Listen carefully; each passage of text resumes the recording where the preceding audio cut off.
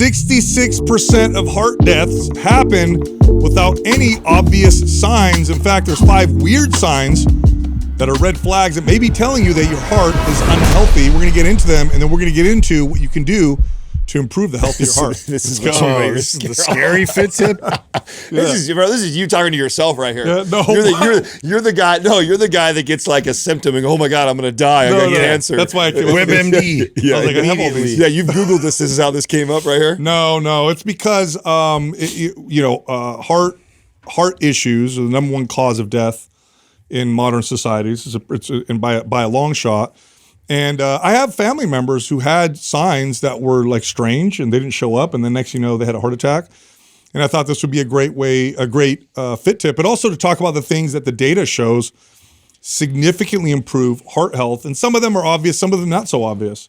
But let's start with some of these weird signs. By the way, none of these signs are pain.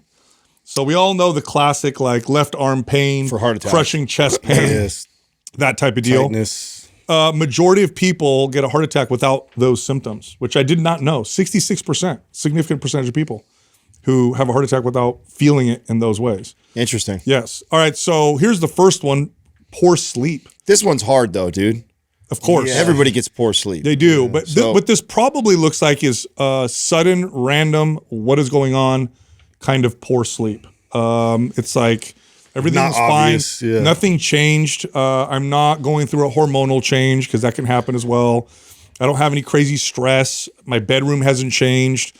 I'm not taking more stimulants. Like just all of a sudden, I have really, really bad sleep. By the way, that's a red flag for health in general. And it can mean a few different things. It can mean hormone issues sometimes. So when I would train female clients who are going through like perimenopause and menopause, stress and anxiety. It can be temperature. And by the way, on its own doesn't mean you have heart. Yeah, issues. I feel like that's like this by itself less of an indicator, but this paired with the other some of the other ones, is what you would want to pay attention to. The next one is random anxiety. This also, again, by itself, probably okay, but you're getting poor sleep plus random anxiety. What's going on here? Yeah, I know too, even with my wife, it was like when her thyroid was a bit off, like the anxiety really ramped up. So that was like the hormone factor to that actually was huge. So Doug checks both of these boxes. Go on to 3 now? Well, he's all right with the next one. Fatigue after small efforts. I don't know anybody with energy. That guy never gets tired. No, great level. Yeah. This one's a pretty big red flag. If suddenly you're doing your normal stuff, you're going up the stairs and you're just like out of breath, or you go take the groceries out of the car, extra hard. Something you do all the time, and you're just like, really, really, really out of breath. Not when you make noises when you tie your shoes, though. That just means you're a dad. It's just, that's normal. A dad noise. I would imagine this one is probably the more obvious or the more likely one that you would notice the most. Stand out the most, right? Yeah, dude. Fatigue after small efforts, like that can be a warning sign, especially if it persists. Yeah. It's like, what is going on? Why am I so exhausted? Well, yeah, especially if you've gone up your flight of stairs a million times, that you lived in that house for 20 years, and now all of a sudden you go and you have to like grab the rail and go, that was a lot. Like, okay, to me I feel like that would be more obvious than tonight was a bad night's sleep. I remember you had that after COVID, remember, for a little while? I remember you saying you would go for a walk and you were like tired. Yeah, I remember I'd go for this little short walk. It was so bad that afterwards I would like midday have to like take a 30-minute nap. I can never, I'm the opposite of you, right? You could fall asleep right away anywhere.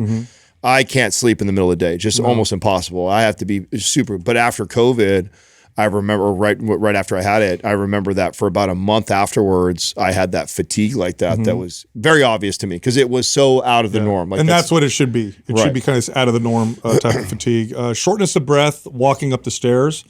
That's, I think, a kind of obvious one where you just feel like you're gasping. Like, what's going on? I feel like I just ran, but I didn't. And then last, cold hands and feet. These are circulatory. It can point to circulatory issues. A lot of people with cold hands and cold feet. Again, I feel like this is one of those out of the ordinary types of things where it's uncomfortable, where they feel like they're really, really cold and you don't know why, type of deal. Yeah. All right, so let's get into some of the stuff, Doug. And if you can order those in a way that are easier to read, that'd be great. Let's get into some of the things that the data has shown to significantly improve or impact heart health. And we'll start with diet, right? Diet has a huge impact on the health of your heart. But there are particular things in diet that have a bigger impact than others. Now, this is something that we talk about all the time on the podcast, which is to eat a higher protein diet and eat the protein first. Now, why is this good for heart health? Well, this helps with insulin sensitivity and issues with blood sugar or insulin insensitivity or resistance, strongly connected to heart issues and heart disease. And eating protein, in fact, there's studies that show that if you eat a high protein breakfast, no matter what you eat for the rest of the day, your blood sugar is more controlled as a result. Now of that can't trump calorie intake though. No. Because in the context of a calorie deficit, I would imagine that probably would relieve that the most. And in a surplus, becomes far more important. Yeah, well, it's important in both. But what you're talking about is the next point, which is to avoid processed foods. If people just didn't eat processed foods, what you would find for a majority, not everybody, but a majority of people, is their body weight issues would largely be solved. You would see, I think if we eliminated processed foods, the obesity epidemic would mostly not be an epidemic anymore. And that's because they just make you overeat. Like I could say right now, don't overeat, because that would be the advice. But I know that that's difficult, almost impossible, if your diet is 70, 80% processed foods like most Americans. Avoiding those foods, you follow your natural hunger signals, and you tend to eat a more appropriate calorie diet. So just avoid those foods. It was my favorite way to help a client of mine that was severely overweight, that knew they overconsumed calories all the time, and not putting them on anything too restrictive. Yep. I would and they would always bounce back with, wait, how much can I eat? Or do I need to cut this? Like, no, just do that. Eat when you're hungry, but just do that. Just eat from these foods. And I normally would list off a bunch of foods for them that were whole foods to choose from. So you choose anything you want from there. Just eat that first, and let's just go from there, and let's see where you land. And boy, the weight would just fall right off. And it's not restrictive. No. They don't even feel like they're dieting. Yeah. And so you tell somebody who knows they overeat and needs to lose a significant amount of weight that you're not going to cut their calories, even though you know what you're doing. Right. So I know what happens. Yeah, I know I'm cutting his calories. Right. He doesn't know that because I'm telling him eat as much as you want, just so long as they're within these food groups. That's right. But then it's like they don't have that psychological battle of I can't do this. It's like, okay, well, coach says I can.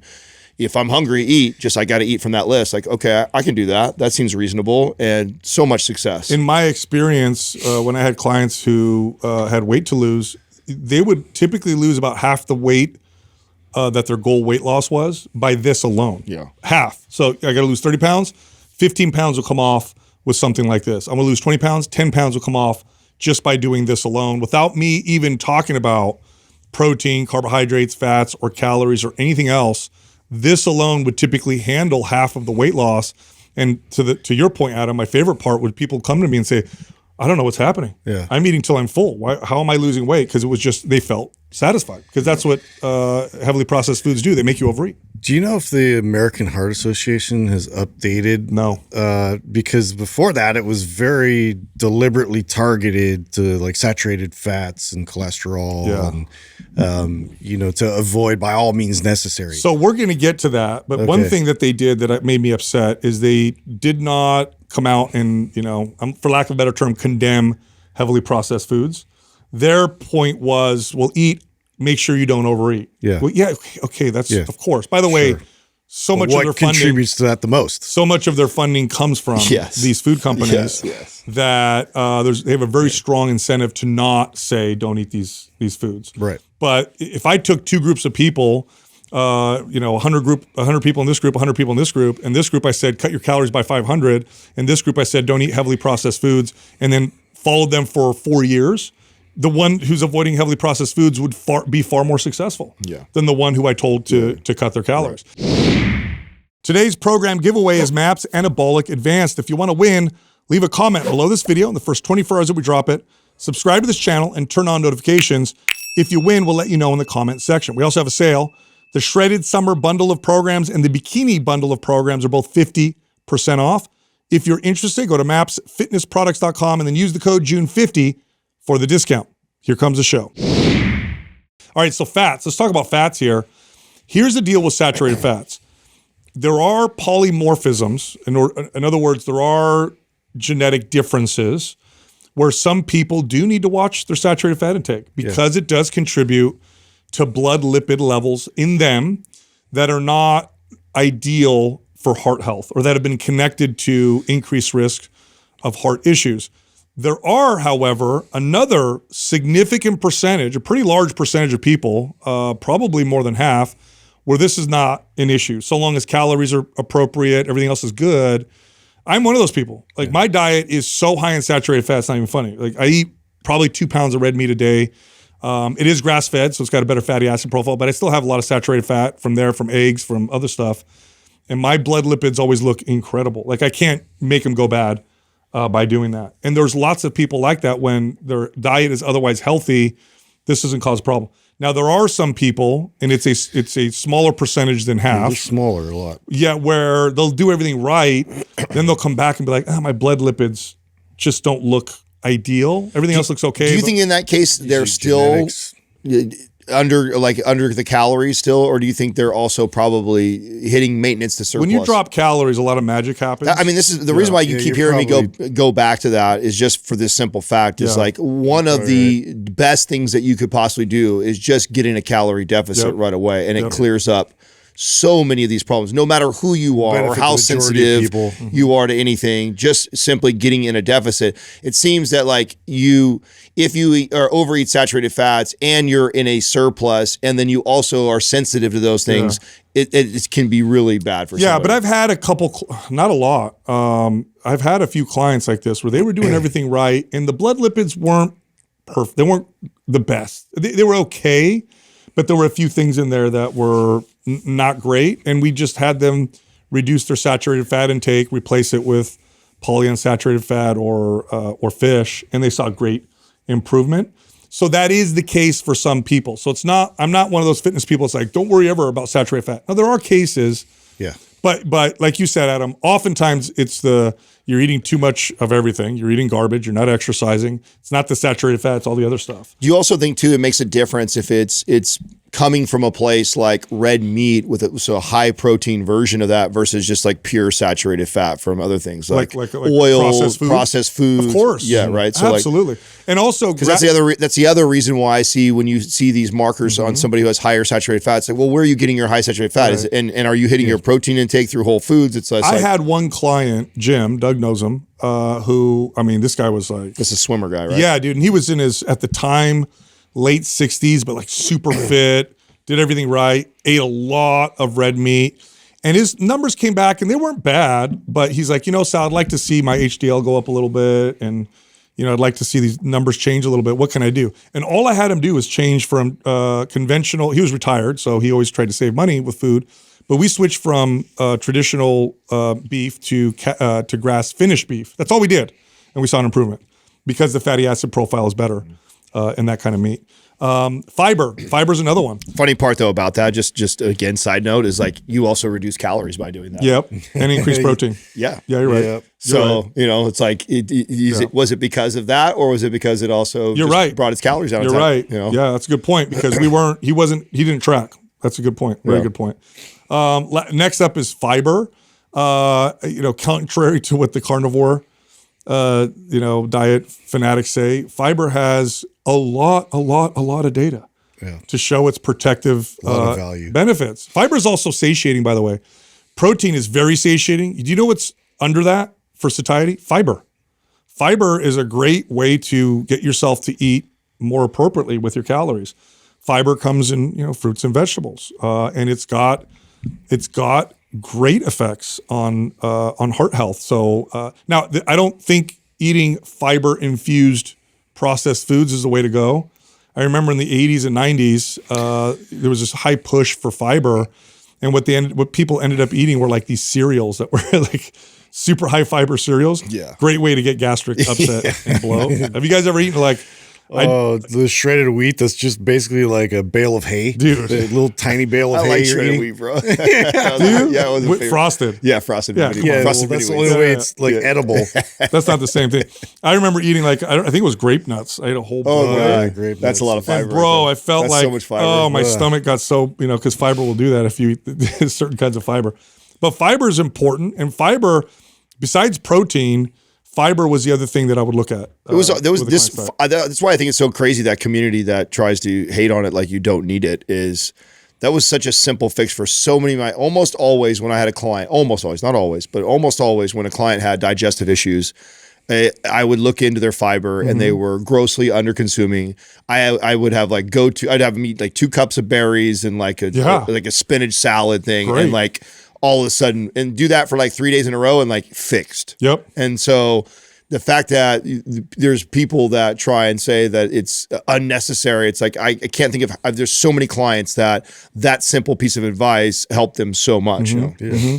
All right. Next up, this is a great topic for heart health, is boost nitric oxide in the body. I looked this up in preparation for this episode. By age 40, the average person's nitric oxide levels drop by 40%. So nitric oxide, interesting. Those of us in the fitness space know it because it's like, boost nitric oxide, get a better pump. What it does is it dilates blood vessels, improves blood flow. It'll lower your blood pressure a little bit, and it contributes to really healthy blood vessels, What's the prevailing theory on why you would drop that much by your 40s? What are we doing different in our 40s that would cause that? I would imagine it has to do with diet and activity and hormone changes. Yeah. Because I'd like to see that tested in a fit and healthy population and see if there's a difference there. So this is like the average person. So if we took the average fit and healthy 40-year-old, would it be lower probably like have that? A little difference. I don't think so. Yeah. I don't think so. I'm so surprised we haven't. I mean, we just had our friend Drew Canoli on here and talking to him, Organifi products. I'm surprised that hasn't been like a marketing strategy for them for 40 plus people with the red juice. Oh yeah, because that's incredible. Well, no, you just said it. So beets and beet powder supplement. Like you want to talk about? People talk about citrulline. Citrulline will do it a little bit. It pales in comparison to beets and beet powder. That will boost nitric oxide a lot. And a natural nice a lot. And the studies on that in athletic performance are amazing, by the way, like endurance athletes. So boosting nitric oxide doesn't really improve strength performance. I saw some studies where people at altitude. Yeah, like endurance. Endurance, yeah. Yeah, but I wonder what a difference it may. I would love to see that tested with like a healthy, fit 40-year-old and then somebody who is under on that, like to your point. When somebody's unhealthy and they supplement with, they take beets or beet powder, huge difference. You see an improvement in blood pressure and endothelial health as a result. And you'll probably feel that then for sure in a workout. Yeah. Yes. In fact, you should see the studies on beetroot powder and beets and erectile dysfunction. I was just going to say erectile dysfunction because you see that as you're aging. By the way, that's another red flag for heart health is erectile dysfunction. That's actually one of the first signs that your cardiovascular system is doing so well. Blood flow and pumping blood there. Yeah. So. Speaking of which, PDE5 inhibitors like Viagra, Cialis, great for boosting nitric oxide. And they're showing studies that people who take them have it's funny too. Go Viagra. Yeah, when I first started reading these studies and I didn't know too much about PDE5 inhibitors and I saw studies like, people who use Viagra regularly, like their instance of heart disease, heart attack is significantly dropped. I'm like, well, they're having more sex. That's what's happening. That's not the case. I remember being a teenager in the gym. It's more cardio. Where I used to lift, and we actually saw like Viagra and stuff and I remember always thinking like it was more than once, right? That you saw somebody in the locker room? Yeah, in the locker room or drop. Oh, this was over. We shot in it.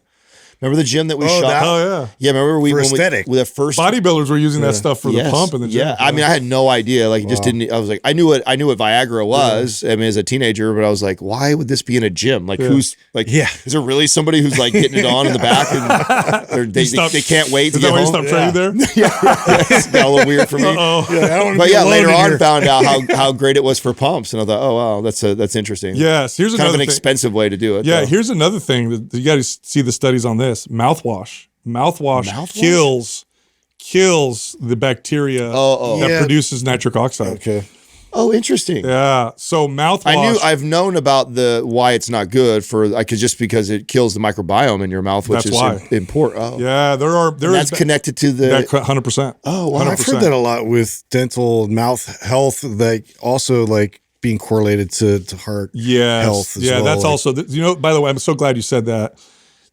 I believe that there is some value in mouthwash for certain people who have, issues with like permeability of their gums, like they bleed a lot. Yeah. Because bacteria can get in the blood system, in your blood. Yeah, So I don't think this is true 100 across the board. But otherwise, mouthwash, like using it regularly for fresh breath or whatever, you're killing your nitric oxide, is what's happening. Lifting weights, another great way to boost nitric oxide and blood flow. You'll notice when you start strength training is that you'll suddenly be able to get a better pump in your muscles and the blood flow as a result. So strength training. And then sauna, regular sauna use. I think if I'm not mistaken, 3 days a week of sauna use reduced all-cause mortality by 40%, a significant percentage of which is heart-related mortality. Yeah. Just because what a sauna literally does to your blood vessels is it simulates exercise. It causes dilation, strengthens them. Again, endothelial Minimal health. stress, yeah. Have you guys put one in your house yet? I'm about to. I just told Katrina. Literally, I'm making a space for it. I just told her yesterday. Did you buy one? I haven't yet. Okay, but, let's go in the same place. See if we get like Okay. So you have the little pod, don't you? I have a portable. I'm gonna get like a full on one.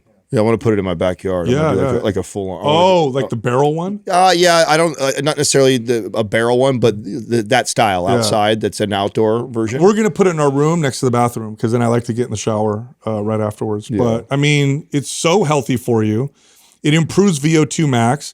If you lift weights now and all you do is add sauna afterwards, your endurance goes up significantly. Yeah. Just from adding that. You're not even working out more. You're just, in fact, it actually speeds up recovery. It's a little hack. Yeah. That's right.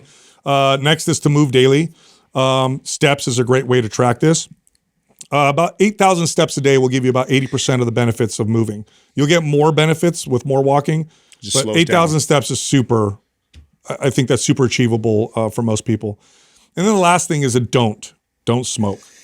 Yeah. That is like anything health related. Smoking, it just takes, oh man, that's the first thing they look for. An insurance company, doctors, the first question they ask you, have you smoked? I trained a few cardiovascular doctors and vascular surgeons. And I remember one of them who was about to retire. So he'd been doing it for decades. And I asked him, I said, and I was expecting him to say diet or lack of exercise. I said, what's the number one commonality you have among all of your patients? He goes, hands down, smoking. Always. Hands down. He goes, it is the worst thing you could do for your blood vessels and your heart health. Now, do you think that's just because so many people used to? And there's like a correlation with that, just because like like more than half the population at one point was smoking cigarettes. Oh no, he had like 90-something% of his patients smoked. So it was like obvious. It was super obvious. Yeah. So I don't know. It's more than just a slight bias. Yeah. Speaking of studies, I got a fat loss study that is really interesting. New? Well, I don't think I've talked about this one before. So it's really interesting. You ready? Yeah. A 2022 randomized trial found that bifidobacterium, this is a type of probiotic, so we know it's beneficial, combined with a calorie-restricted diet. So they compared this to a group who just had a calorie-restricted diet. Okay, so one group, calorie deficit, the other group, calorie deficit, plus using this probiotic. It led to greater weight loss and reduced waist circumference compared to diet alone. And then lactobacillus by itself has been linked to reduced visceral fat in overweight adults. So in other words, in another study, they took overweight adults and just gave them lactobacillus and their visceral fat went down. Now, is that probiotics is a fat loss? I was going to say, is that a common probiotic? Is that I know seed carries that in there, right? So yes, there's different types of bifido and lacto bacteria. Those are the ones that you'll find in probiotics. Yeah. So yes, if you take a probiotic, it should have those in there. Yeah. But as a fat loss supplement, how cool is that? Yeah. I mean, that's super rad. And then another connected study. This you might like this one, Adam. This is a 2020 study, a meta-analysis. So this is really good. That found that lactobacillus and bifidobacterium in early childhood reduced the incidence of allergies, essentially, and asthma. Oh. Prenatal probiotic use by mothers also lowered allergy risk in infants. So giving it to kids, interesting. So if it's like a genetic thing, like I had asthma as a kid. So we give Max seed, and I obviously have allergies, and he seems to like he is sensitive to it. So hopefully it'll help him out in that direction. So That's really good. Okay, I've been meaning to hit this topic. It's been up on the notes, and I'm like, what is going on with the platypus? Why did you have notes on the platypus? I was still thinking about bacteria, but dang. He's like, that's not the transition. I've been trying to hammer this one in for the last 3 episodes. Okay. No, just because it was fascinating. I don't know why I stumbled across this particular animal, but I was just like, it's in its own class. Like somebody had mentioned in the title or something, like the platypus. It's literally a science experiment. You know, like it doesn't make any sense. I mean, it looks like almost like a beaver and a duck. Like, is it because it lays eggs? Plus, it's a mammal. Plus, it does. So plus, okay, so yeah, it lays eggs, which obviously puts its own category. There's only one other animal that does that. It's a mammal, and then so it doesn't have nipples. And it lactates still. So from where? It basically just leaks. Like it sweats. It sweats milk? Yeah. And that's how its babies get fed? Apparently. I didn't know that. Look this up, Doug. And then its feet too have like this weird venom it produces. Which was so where do we categorize it? Where does it fall? I think it's its own, right? Yeah, it's so I actually had to write it down because I never remember the name of it. I love the stuff Justin gets into. Yeah, is it it's you called or your monotromes. kid? Is it you or your kid that's looking? Because I know a lot of my stuff ends up because my son is researching. This is Justin, It's bro. me, and then I talk about it with my kids because I'm trying to make sense of it, and I'm like, "Did you guys know this? Like, Hold on. Maybe you learned it in school." No nipples. Milk is secreted from mammary glands, and it pools in grooves on their abdomen. The young So they lap it up off their belly. Just blah, blah, blah. Oh, I don't know this. You know what a young platypus is called? A puggle. That's a dog. How They cute. lap up the Puggle. milk from the grooves. So what's a group of platypuses? Platypi? Yeah. Is that the? Is that right? Don't say what you want to say, Justin. I know. I won't. I know, sure. This is a family show, you guys. Wow. The mother Isn't that weird though? I mean, like what? There's no other animal that's like that. I've never seen one in real Of life. your two sons, who's more likely to be into this stuff?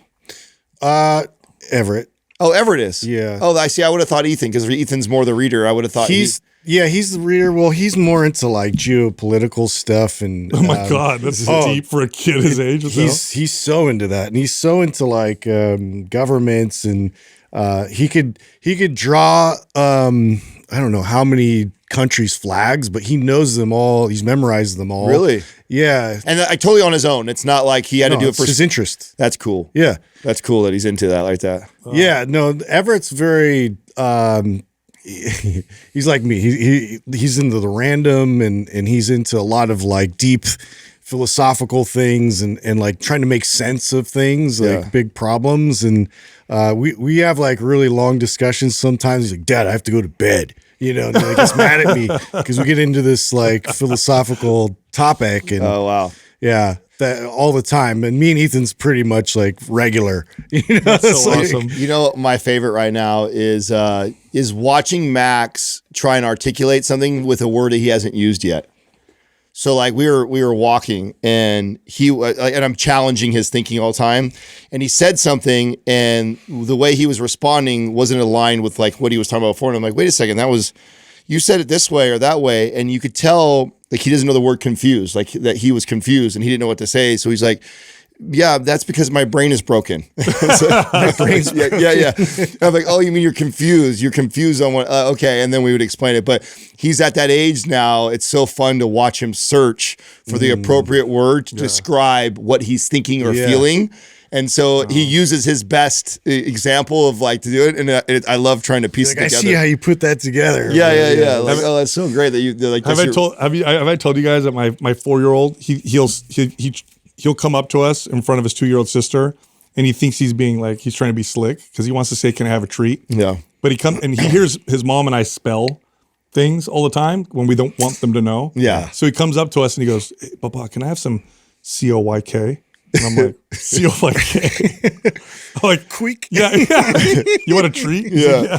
So that's the word that's what they say for treat. What'll be interesting, does he use it? Remember I told you the story about my sister when You guys would do that. Well, when my sister was little, but it was always the same letters. So yeah, it's always COYK. Okay, so that's what's so funny is it was PSRT. I could still remember to this day because if that was how we were spelling cuss words, right? So when we were around each other as adults and my little sister was around, we would spell the cuss word, and so she attached it to frustration or upset or like so whenever she was frustrated or upset, PSRT. She would say like that was, and you knew she was spelling it. She thought she was spelling a cuss word. You know what I'm saying? So, I was joking with my wife because I'm like, we should start like a snack food, like a healthy snack food company. That'll be the story. Like, my son had digestive issues, so we decided to make Quake. That's funny. Kids with digestive. It seems like the natural progression from that, right? You go from spelling, but then once they go to school and they figure out how to put all of it together, now you got to do Pig Latin. Yeah, well, his mom and him she's teaching him because we homeschool, and one of the things that she's teaching them is sign language, but I don't know any of it.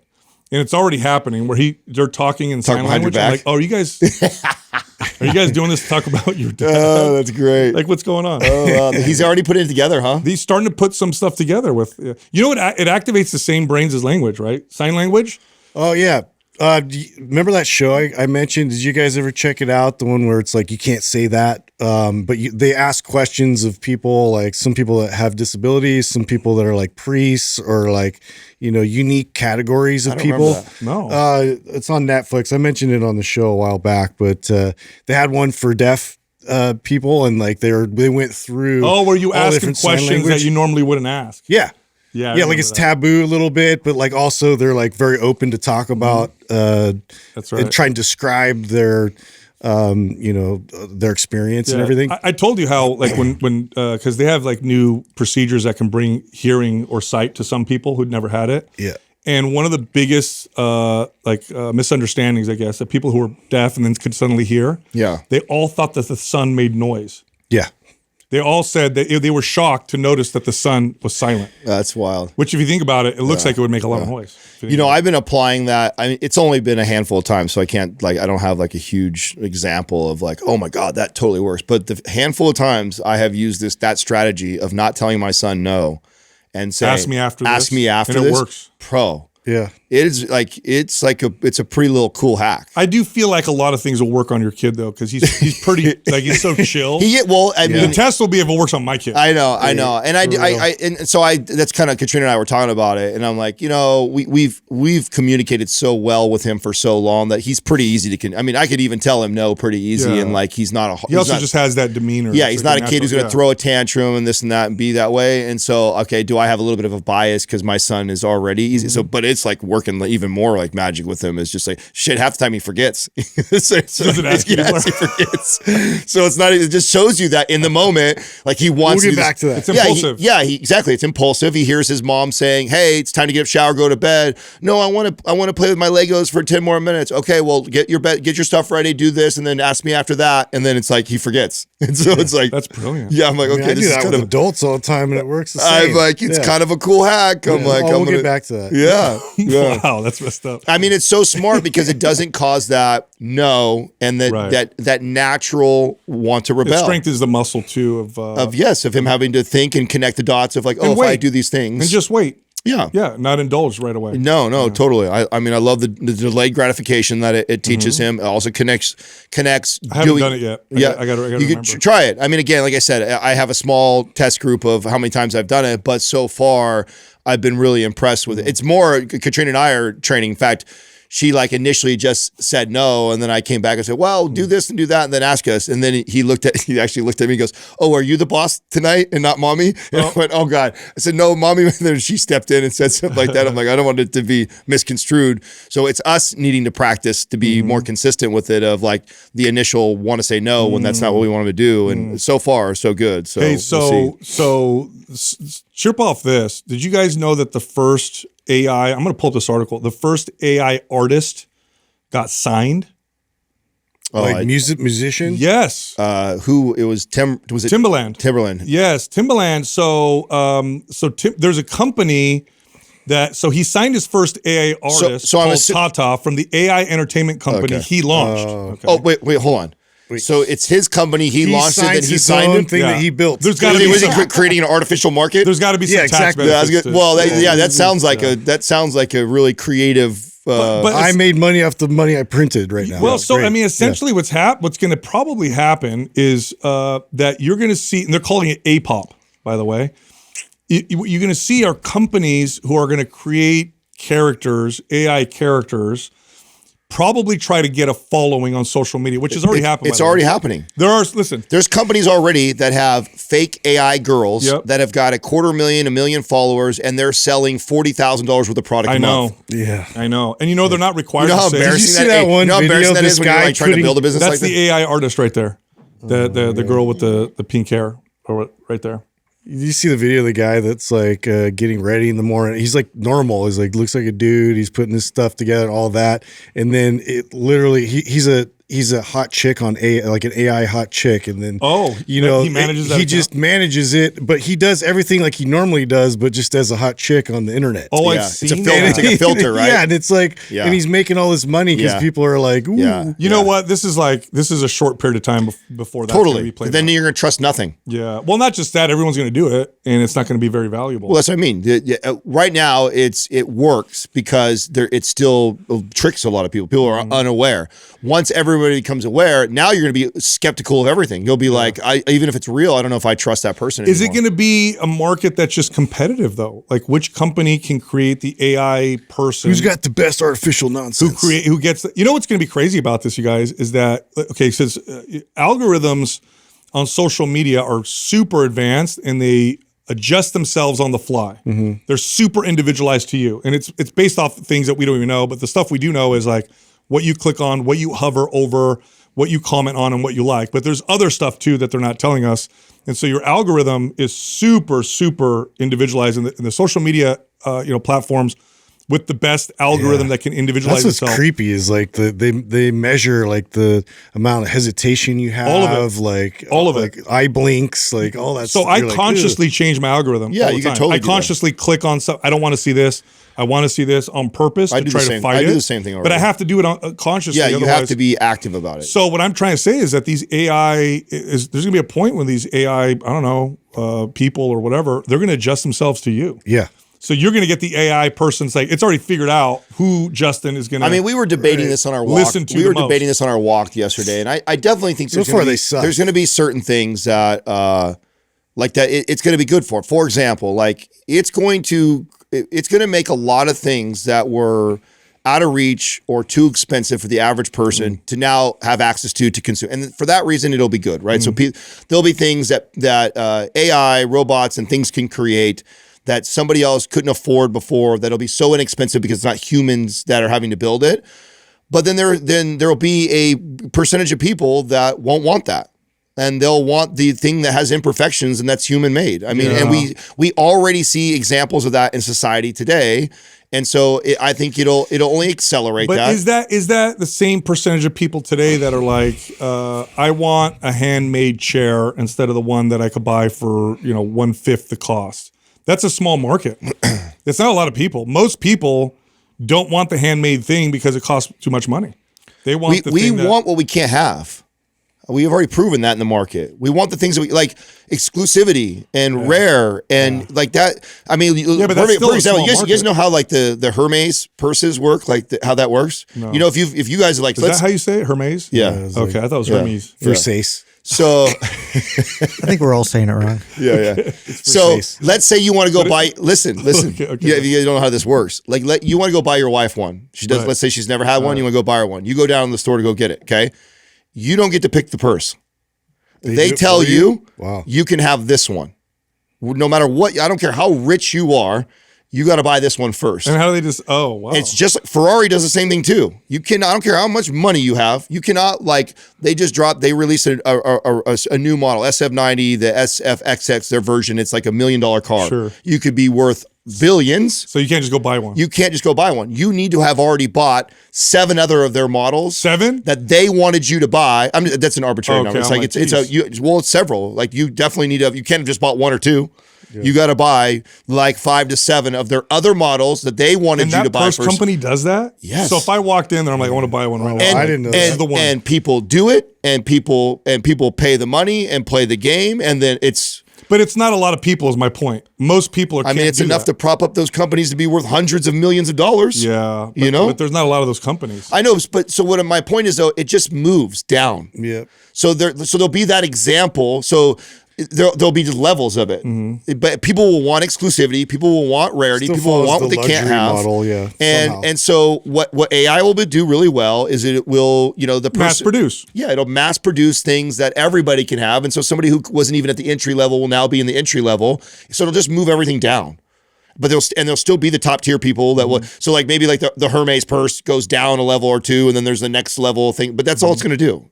I feel like we already have the example now, and it's only going to just gain access for people who couldn't get things before. Well, the part that's weird, that's going to be crazier that I think is crazy is because you guys see how fast clips go viral. Yeah. And before people realize they're fake, the damage has been done. That's going to happen faster and faster and faster. They're going to put something out. Oh my God, look what happened to the president. Oh my God, look what this person said. Oh my God, look what's happening. And by the time it comes out that it's not real, damage done. Yeah, but what's the difference? But do you believe? So I believe that's true, but I believe that'll only last so long. Because And then we're going to be in a place we don't believe anything. Yeah, exactly. Well, that's not. Well, a good that place to or be. like you're just. I mean, I already catch myself doing this now. So my buddies, we're all on a thread. We go back to since high school together and so that. We always send each other shit like, oh my God, check this out. Can you believe this?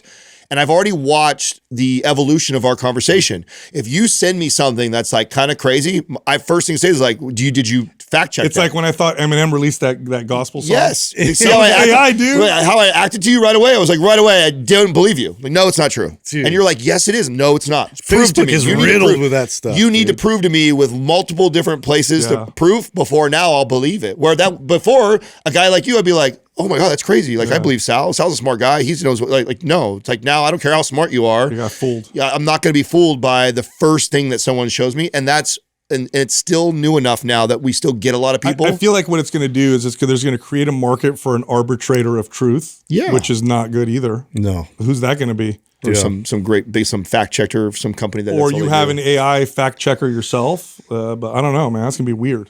Speaking of weird, have I brought this up before? That in Russia, did you know you can pay to get on a boat to go through pirate infested waters? Oh yeah, if you're one of the Russian elite, like I heard that they pay a lot of money to go there and you're armed to shoot. These like, boats are armed with like pirates. machine guns and stuff, and you drive through pirate infested water. So you're like basically egging them on to try and Yes, dude. And then you That's a real thing. And then Come you on, pull that shoot up. Fact them. check that shit. I don't know if I believe that We're either. so vulnerable. You know, And then we you have so much and then gold. you shoot them. Yeah. Come on, you know what that reminds me? That's like remember that movie, The Game, where you like they took the just the baiting homeless them people out Yes, and put dude. $1 million on their belt if you survive. Bro, look Like it up. Russian Doug. oligarchs. That's what I heard. Is Come like on, I that wanna was see the if only that's people true. doing this. I wanna see if that's true. Yeah, they offer pirate hunting cruises. Wow, Like $5,800 a day. That's So actually they not go bad. into the most dangerous waters Oh, in it sounds the world, thrilling. hoping to be attacked by pirates. Is that the ad? Is that the Yeah. website or whatever? Wow. Yeah, dude. Sounds Actually, like it sounds like a 1,500 is good not time. crazy. Yeah, but That's daily.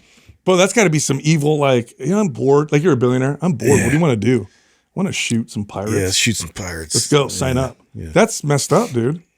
That's super messed up. I mean, and of course, I mean, it's it's- Russia.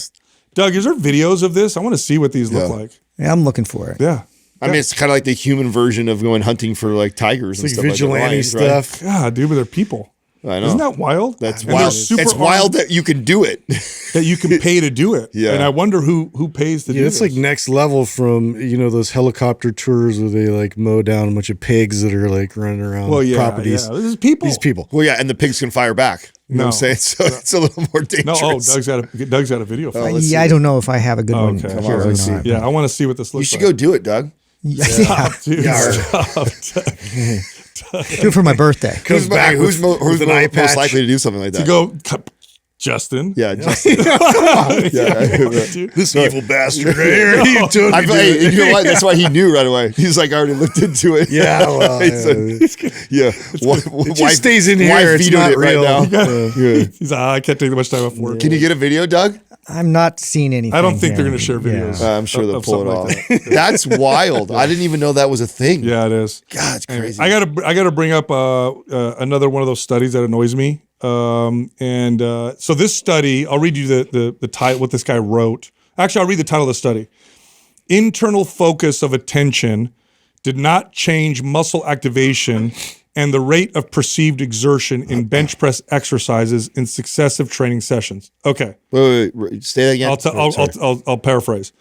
Essentially, concentrating on your pecs while benching doesn't activate them more. Well, based on an EMT thing, right? EMG. Yeah. Oh, EMG. Yeah, So dumb. I know. It doesn't. This annoys me because it counters decades and decades and decades of training knowledge and understanding. It just confuses the average person. It does, because what I'd like to see is, and this is why it's hard to study. All you can do is EMG, because what you can't do is study to see if they're getting better results, because you don't know if those are the results that would have gotten in the first place. You'd have to have a twin study for this. You'd have to have a twin study where one person does it this way and the other person does it this way, and then let's notice the muscle development. You want to know something that irritates me, since you're bringing up stuff like that. That irritates you. Yeah, that irritates, and that you Pirates. And it pairs well. This is a good transition because it talks about. So my brother-in-law he thought it was so cool. He sent me. He's like hardcore into using ChatGPT right now. Okay. He's like, I told you he fixed his car, and he's like fascinated like how accurate it is. So he decides for shits and giggles he'd ask it what the number one fitness podcast in the world is or what that, and we pop up, which is cool. But then it also tells you like, if you're what you're looking for, and like what, yeah, and then because we were number one, number two was Sean Stevenson, number three was actually Vinny Torch, which I thought that was interesting, and then some of our other friends and people that we know in the space, and then it's like if you're a beginner looking for this, if like Mind Pump's great for this, and what we weren't listed on, I was offended that we weren't the top three for this, was science based. That just annoys the fuck out of me. I mean, there's not an episode that goes by that you don't talk about at least 1 to 3 studies, and we break them down. We're not scientists. Yeah, but that pisses me off. Yeah, well, I'm annoyed by that. Whatever. It was Huberman, Peter Attia, and Rhonda Patrick, and the shit that they've been saying. We've been saying that shit for 10 years. Yeah, sure. But the difference is we take a study like that, accolades, and then we break it apart for the average person. I don't care about a study unless I can communicate it in a way that will help someone, and unless it applies to somebody. If it doesn't apply to anybody, why am I going to talk about a dumb study that's going to confuse everybody? Like they have all these, like they'll talk about like fat oxidation. This study showed that this compound increased fat oxidation by 17%. So then they'll do a whole episode, or whoever will do a whole episode on this fat burning compound. Meanwhile, 0 studies show that it actually causes more fat loss. In fact, studies will show that it causes no additional fat loss. This is why people were all got all confused about ketogenic diets. Ketogenic diets increase fat oxidation. Well, yeah, you're running off ketones, but a ketogenic diet with the same calories as a balanced diet with the same calories does not result in more fat loss. We just needed studies later to show that. But they would point out, that kind of data. It's the same is true for studies on markers of muscle growth and stuff like that. It's like, I'm not going to communicate it unless it makes a difference, has to make a big enough difference, and unless it's something that people are going to do. It's repeatable, it's relatable, and it's something that you can implement as a daily practice. Yeah, but then it assumes, or you assume, that we're not science-based if we're the number one. Yeah. And then we're not even in the top 3 for that category of what you're looking for. That bothers me. That doesn't bother you? It bothers me. No, it doesn't bother me. That bothers the shit out of me. We get more downloads than they do. What? We win. So there you go. Let them have. Yeah, but I mean, I think it's even better than just being science-based. I think we take the science and we unpack it for the average person. That's why my favorite guests to have in regards to health and fitness are the scientists who also have a lot of experience working with patients, clients, or with people who've worked with them. Because they always understand, human behavior, and that is such a big factor to what they're talking about. Yes, because you got to do both. You have to do both in order to, because humans are complex. Like if it was just about science, fitness would be easy, you guys. It would be like do this, that, and the other, and everybody would do it. It wouldn't be a problem. Yeah. It's about human controlled behavior. Environment. And humans are ideal. complex. We're weird. We almost never do the right thing for a multitude of reasons as to why. Not to mention that the behavioral psychology part makes up more of it. it's not everything. even, it's not even like it's not like part of it or a small piece of it. It's like most of it. You take a therapist with 30 years of experience, and you take a scientist in health and fitness who's never worked with anybody, and you have them both work with people for weight loss. Therapists will kick the crap. Therapists will do better. They could know nothing about nutrition. Be given terrible nutrition, and they will rock. That'd be a great crush. study. Yeah. There are studies on that. Not pitting them. No, not pitting them, but there are studies. But I would love to see that on therapy for weight loss, and it produces significant results because that's the root. Think about it. When we talk about it, we communicate this all the time. That most people think when they're really, really overweight, unhappy with the way they look, they think getting in shape solves the unhappiness. Yeah, and it doesn't. No. The way they look, but they believe that. They believe that the way they look in the mirror is the reason why they're unhappy. And the truth is, they're unhappy, therefore they look that way. Yeah, and also they have to first get happy, and then that stuff happens. Which is why the psychologists do so much better. And it's the proper pursuit of health that results in the improvements in happiness. It's not you snap your fingers, make someone look different. There's a very short period of time. Not just getting to the end result. There's a very short period of time they feel happier, and then it goes away. And it's like, well, what happened? How come I'm not that much happier? Well, I'm offended that we're not science-based. I am offended by that. Aren't you the guy that says that dinosaurs weren't real? Offended. That's why we got fucking. That's why we're flagged. It's your fault. It's my fault. Carbon dating. You took us down like 5 spots. Because I shit on carbon dating and dinosaurs. That's what it is. We were legit. It is my fault. It didn't make sense to me. I'm like, Sal talks about like 3 studies a day. How are we not science-based? Well, I have a degree. They don't care. You're the only one with a degree. They said they don't believe in dinosaurs. Who were we just talking to? They had no idea you and I didn't have our degrees. I don't know. I was just talking to somebody. Who was that? I wish I knew who it was. And they were just like, "What? Yeah, I had no idea. I thought you guys did." I used to be insecure about it. Early days as a trainer, and then later it became like it was not a big deal. Yeah, who cares? No. Anyway, I got to talk about what's our site, Doug, to apply to be a trainer here. We got to put this out. Oh yeah. Because we're hiring trainers, okay? So if you want to be a trainer for Mind Pump, you want to work here, you got to be here, by the way, and train clients both in person and virtually, we are now looking for trainers. However, I'm going to say this very clear. Have to be able to bench press more than Doug. Good luck with that. That's not the qualifier? No, it's not. It is not easy to be a trainer here. We will put you through the ringer.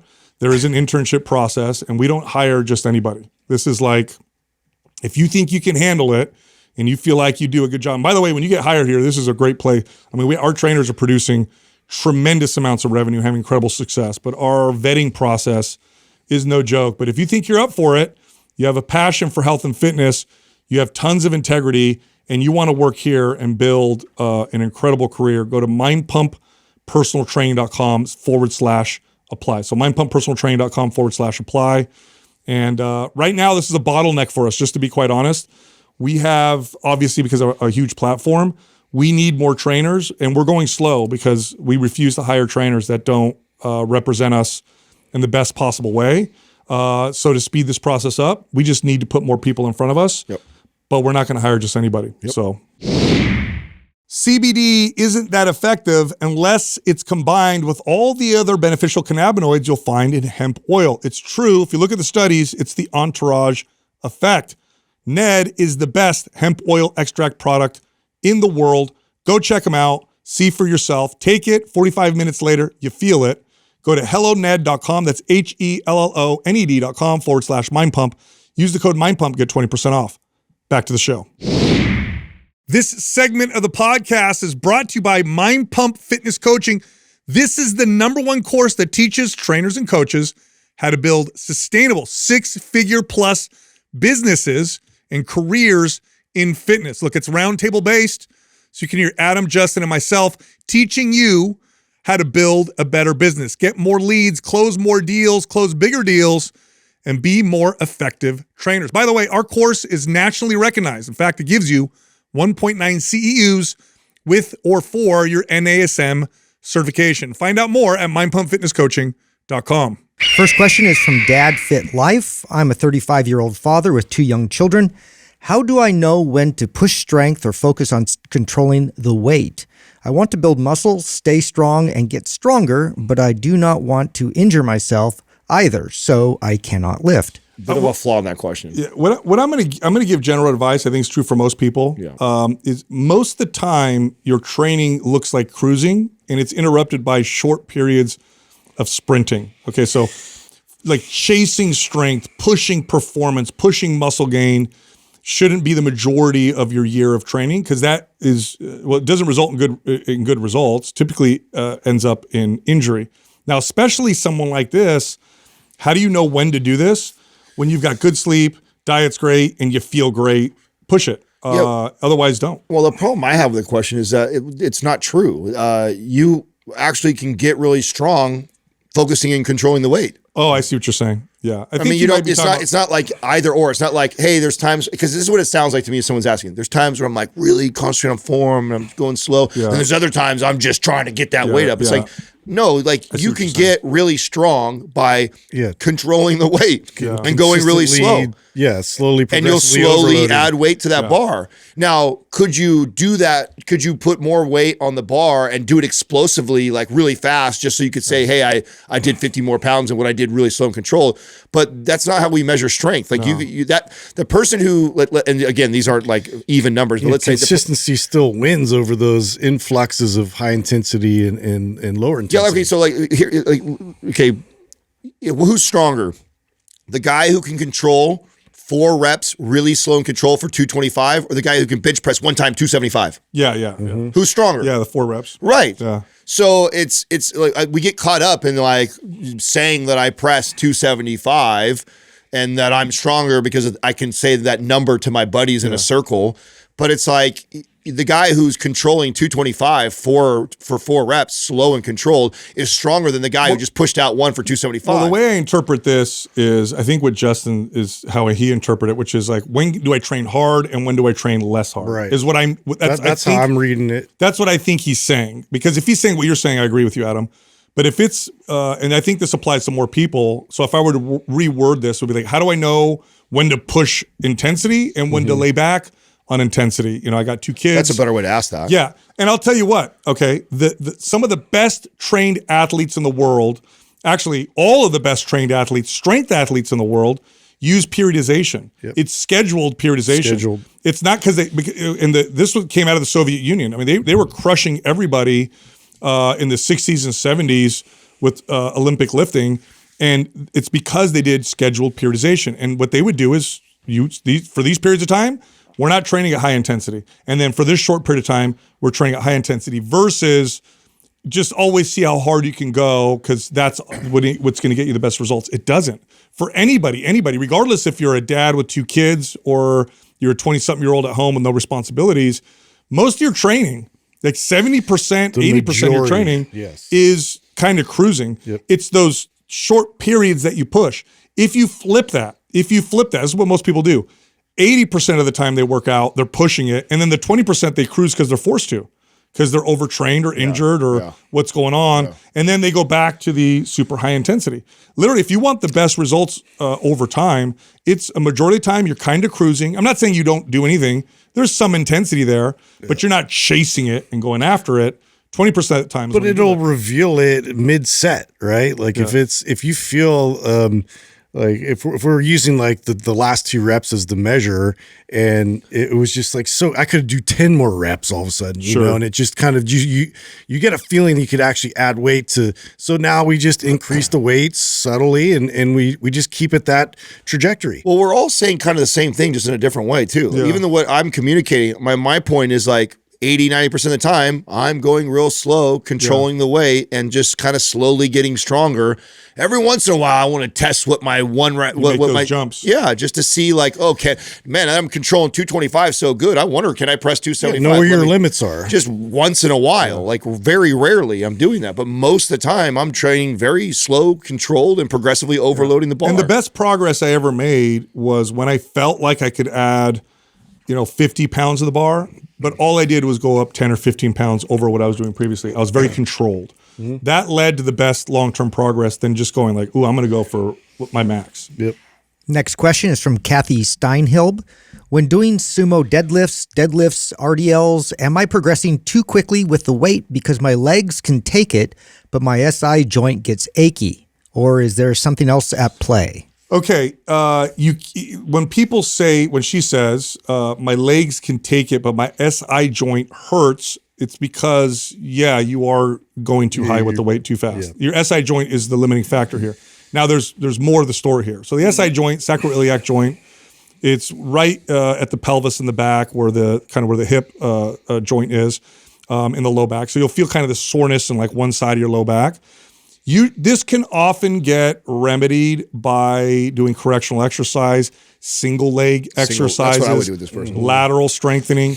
This is a common issue with people who start to get strong with deadlifts. This is what happened to me. Like if I got strong with deadlifts and I started feeling my SI joint, I know I needed to work on my QL, so like lateral strengthening, lateral stability. I knew that, okay, I'm going to go through a period of going lighter, maybe doing single leg exercises. And that usually would solve the issue. But I'd have to stay there for a little while. Yeah, I would. This person, if there's a client, I would put them over to Old Timey or Symmetry. Yeah. So, and it would solve this. That would fix it. Yeah. If you could literally go run a program like Old Timey or Symmetry and just focus on that and then come back to your bilateral RDLs and stuff and see, I bet you that solves this. Yeah. And one of my favorite stories around this is like what Justin talks about in his youth when he was trying to bench press, I think it was 4 plates. And you said your shoulder kept hurting. It was always your shoulder that would limit you. Yep. And you did what? You did like a whole season of strengthening your with rotation in your shoulder. Just rotation and getting and expressing all the different movement patterns. So that way too, it highlighted the instability where I didn't have that control and strength. And so once you kind of reinforce that, it allows you to now generate more force, which gets you through that plateau. And that's how you were able to hit that. Yeah. Next question is from Connor Howe Real Estate. Is there such a thing as squatting too deep? I've heard of butt wink, but I'm not sure if that is actually something to worry about. So any range of motion is too far if you don't have control and stability in that range of motion. So can someone squat too deep? Yeah. If they go beyond what they have control of, and if their stability isn't ideal, then they're squatting too low. Now, the answer is to figure out why they get that instability, why they get that muscle recruitment pattern that isn't ideal, identify, fix that, work on that, and then you're able to squat deeper. But for sure, one of the biggest, I've seen so many people hurt themselves because they hear the message of squatting, butt to the ground, but they don't have the strength or stability to do so, but they hear that. So they go to the gym and they really get all the way down. They go 0 to super low. Yeah, and their feet are caving in and they have all these other issues. And they're like, I hurt my back, it's squats. Squats are bad for your back. No. You weren't able to perform those squats in a way that didn't hurt your back. So we got to back off a little bit on your technique and form. Maybe have you do a less deep squat and then figure out why. I think it's because there's so much controversial information around butt wink is what causes questions like this. In my experience, I've never had a client, because there's a bit of it's natural when you get really, really deep ass to grass where you'll have a little bit natural. Yeah, watch Olympic lifters. They tuck, there's a little bit of a tuck that's natural and it can look like a butt wink. Just has to be supported. I've never had a client that the butt wink was a problem that also didn't feel it. So typically when you have a butt wink and it's a problem, you feel your low back. Your low back feels on fire because it's the excessive flexing and extending of the spine. It looks like posterior, anterior, posterior, anterior. And then I used to have this. And like I would do a set of especially high rep squats and I'd be like, oh my God, my low back is on fire. And it's because those erector spinae muscles are on fire from the flexing and extending of the spine. And so there's an issue there. Like there's an issue I need to address in order to gain the access to squat that deep. But if you squat that deep and you don't feel low back on fire, you don't feel any problems, you're probably fine. And at least in my experience, that's how it's been. When it's not supported, that force doesn't get distributed down through the rest of your muscles and the major muscle groups in your legs. It stops at the weakest point. And so if you're unsupported in that position where then you do tuck, like all that load, the force from the load is going to direct right in that spot. Yeah, so it'll let you know. Yeah. If it's excessive and unhealthy, you probably know. At least in my experience. But what's funny is like some of the greatest squatters in the world, Olympic lifters, they hit the bottom when they do like a snatch or whatever. Yeah, there's butt wink there. Yeah. They're lifting weights that are unheard of. Yeah. Next question is from Good Juju Gaines. What's the number one piece of advice you would give to a personal training studio wanting to grow and look for good trainers? All right, I'm going to start with the looking to grow part or wanting to grow part. Like, this has got to be the number one, and it was back then when I had a studio, and it's even worse now. The number one missed way that you can grow your studio is go outside and talk to local businesses. Like, people don't do this. They're afraid to. They're afraid to introduce themselves. They don't understand that they need to become the fitness mayor of their community. And it's especially worse now because there's been so much value placed on social media that personal training studios think it's all about social media. This is how we're going to build our business. No, if I went into a studio right now and I was hired by the owner and they told me, can you double my revenue in 30 days? I would do 0 on social media. 0. That's not where I would spend my time. I would go outside their studio. I would introduce myself to all the local businesses. I'd get all the managers and owners in the studio for free workouts, and I would start right there. And before you know it, that would turn into a referral factory. That was the number one and almost only thing I did with my studio when I first opened it. And it was so successful, and it's basic. It just requires a little discomfort. Again, I think people are afraid to go talk to people, but that's the number one thing. That's the number one thing. It's always been the number one thing. Yeah, I don't think it's far off from my advice. One, it's hard for me to just give one piece, so I apologize because I can ramble with stuff like this because I think there's so many things that you can and should be doing. But the easiest is, because what you want is you want to get in front of as many people as you possibly can. And you want to make that very easy for them. Mm-hmm. So doing something that is for free, where you can help somebody and you can scale. So something like a class where, and I love and I've told all trainers that have followed us, like, if you haven't taken my Prime Pro webinar and used that to teach a free class, you're an idiot. Just are. It's like so low hanging fruit. So many people that will buy personal training are the same people that suffer from chronic pain and have mobility issues. And if you take them through that full mobility webinar, I guarantee in that first hour, they will feel a difference.